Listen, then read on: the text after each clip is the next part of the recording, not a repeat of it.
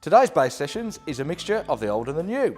The old being an old friend of the Stourbridge music scene, local blues and roots guitar player Ian Parker, who's got himself an international reputation.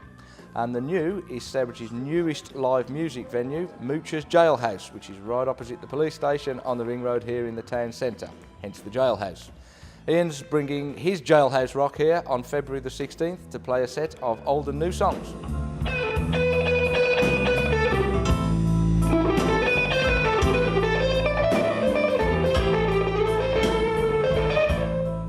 So we've retired to the bar at Moocher's now, and I'm delighted to be joined by Ian Parker. Hello, Ian.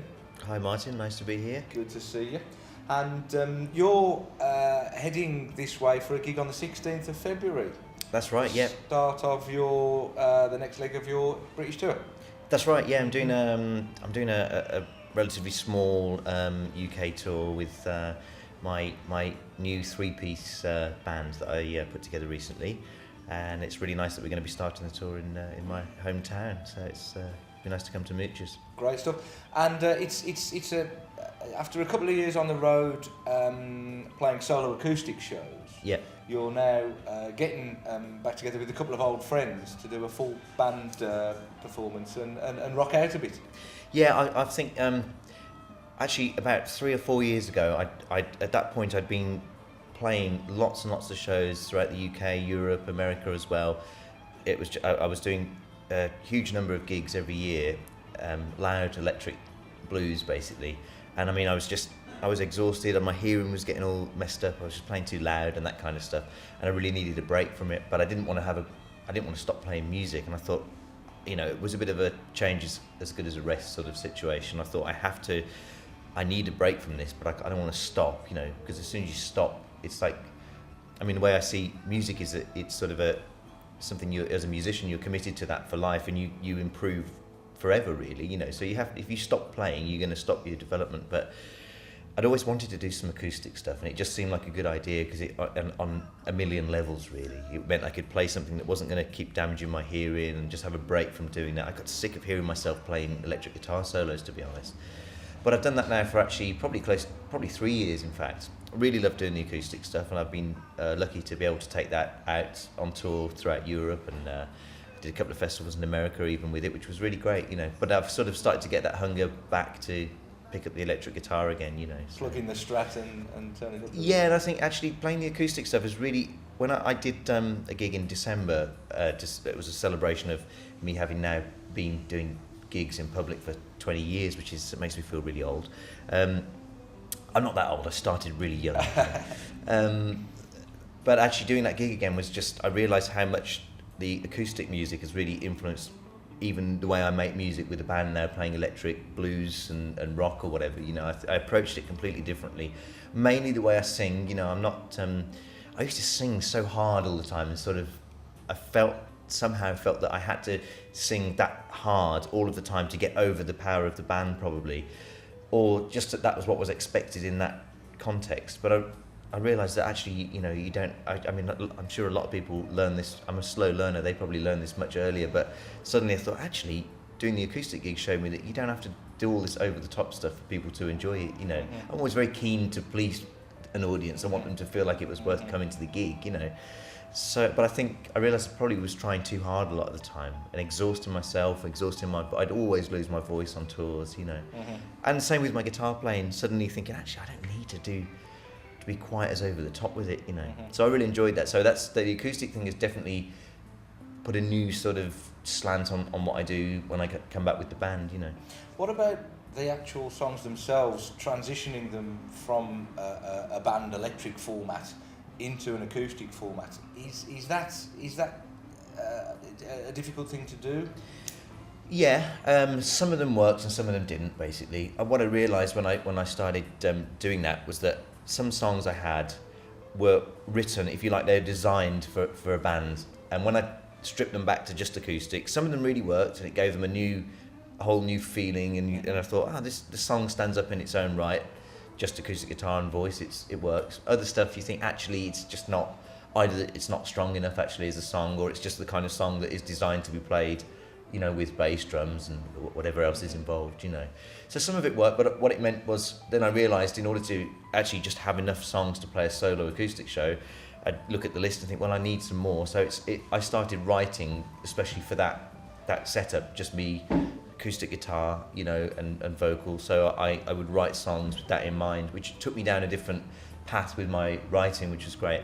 And now that I'm like for this tour, actually, I've written some new bluesy material, which again is now very specifically sort of written for this new lineup, you know, and that's quite nice as well, to just sort of separate the two things out a bit, you know, the singer-songwriter thing and the sort of blues band stuff that I do, you know.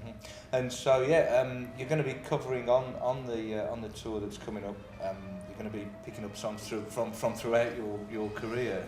Yeah, I mean, that's very much the idea of the tour, which, I mean, that's sort of kick-started this thing. It's actually it feels like it's evolving now into a bit of a new project maybe, but the idea initially was certainly just that, wow, it's been 20 years. I met up with my two friends, Dave Jenkins and Chris Finn, who were in my first band, which was called Strange Brew. It was a covers band that I did 20 years ago. Those of us of a certain age will remember back then. Well, we did some extensive tours of Stourbridge. You know. Absolutely. That was our gig list was like, you know, the Mitre and Katie Fitzgerald's, and, you know, round in circles around Stourbridge. So we did a lot around here. And although it was a covers band, and we tried writing some stuff, but we didn't get very far with that, to be honest. But it was the first experience I had of going out and playing in front of audiences and getting that, you know, feedback from an audience where you think, oh, that's working, people are responding to this, and that's where I got the bug for playing music, and decided really that my plan was to see if I could do that for a living, really, you know. So that band was really important. It was very, you know, that sort of formative thing where you'd start to learn about playing in a band. So, and we just got together for a drink earlier last year by chance, really, and that started me thinking, oh, it'd be really nice to play with these guys under some circumstances, you know, if we can find a reason to, you know. And then we were talking about the fact, I think it was Dave maybe who said, you know, it was 20 years ago when we were doing that. 20 years, wow. Actually, Stourbridge has got a great musical heritage. It's kind of disproportionate for the, you know, for a town of this population, really. It's not like, I mean, obviously in the big cities, every big major city has got a musical heritage, but Stourbridge has one of its own, actually, which is absolutely fantastic. So it's great that there's a new venue that's putting on, you know, I think some interesting stuff. And I guess cool. that sort of musical heritage is a fantastic musical heritage that Stourbridge has, and per head of population, more than its fair share of pop and rock and blues stars, of course. I guess that all starts from the live venues that people can go and watch and play in to get the experience they need to move on in the industry. Yeah, absolutely. Yeah, I mean that's crucial. I think just anywhere where, I mean, there's a lot going on in Stourbridge musically, and I think there always has been, and that's really cool. There have always been some either pubs, you know, like Katie Fitzgerald's, you know, when that was the Stourbridge Lion. Before that, you know, there's always been that room downstairs where music's been happening. That's great. Then you've got now, like, there's so much going on at Bass Studios, which I've been finding out about more recently, because my friend Morg has been getting involved there and telling me all the good stuff that's happening there. There are loads of opportunities now especially for young bands, you know, for kids getting together, starting bands. They've got somewhere to go and play, somewhere to rehearse, and somewhere to do gigs. And that's really, you know, playing gigs is something that it's like anything else. It's a craft that you have to learn. It takes years, really. But so if you've got nowhere to go and play in the first place, you've got absolutely no chance, you know. So the fact that Stourbridge presents so many opportunities for people to go and play in front of an audience, however big or small, you know, I think is really fantastic. And of course, I guess it's probably quite exciting for you to bring, if not a new project, certainly something that you've not done for a while in terms of a full band show, to a new venue, which is all equipped with the latest. Absolutely. I mean, it's so nice to kick off the little tour in Stourbridge, in my hometown. I think that's great. I got much more reconnected with Stourbridge in the last few years, actually, because throughout my 20s, I was doing lots of travelling. I was going to Europe, and I went through that experience that maybe, you know, like people always want to escape their hometown or whatever and go and find new stuff. And I'd go around Europe, and everywhere I went I thought was better than Britain, initially, oh wow, this country's so much better than ours, and I don't think like that anymore, because I think you go through a period, it's like a grass is greener thing, and you go through a period of the excitement of exploring new places. And then I just got a bit burnt out with all the travelling and everything. And then the last 2 or 3 years I've been doing this acoustic stuff. It's all been a little bit more sort of relaxed, you know, and I spent a lot more time at home and started to really reconnect with my local community in Stourbridge, and not necessarily just through music, but although I have been realising how much talent there is in Stourbridge and what's all the stuff that's going on, it's great, you know. So I'm really happy about that, genuinely. It's so nice that we've got a Stourbridge date on the tour. That's actually Stourbridge, not even Birmingham, but a Stourbridge date, you know. Hopefully we'll get people in for it and sort of kick off the tour, so that's nice. And in terms of reconnecting perhaps with your hometown, having maybe gone on the other side of the fence and seen that the grass isn't perhaps as green as perhaps you thought it would have been, and rediscovered Stourbridge a little bit, as somebody who's always very honest in your songwriting and always puts yourself out there in the form of your song, is that coming into the new material that you're writing? Are you bringing that in any way, those experiences and what you've learned in that way? What about reconnecting with? Yeah, getting back in touch with your roots, if you like. I don't. To some extent, I don't know if I'm doing that explicitly. I just think I feel like I'm more grounded now as a person. That might even just be an age thing. You know, I'm 36 now. You know, I can't call myself a kid anymore. You know, I mean, it's like, you know, and I think just a new perspective that you gain naturally through getting a bit older, I think. So I think probably the new songs have got.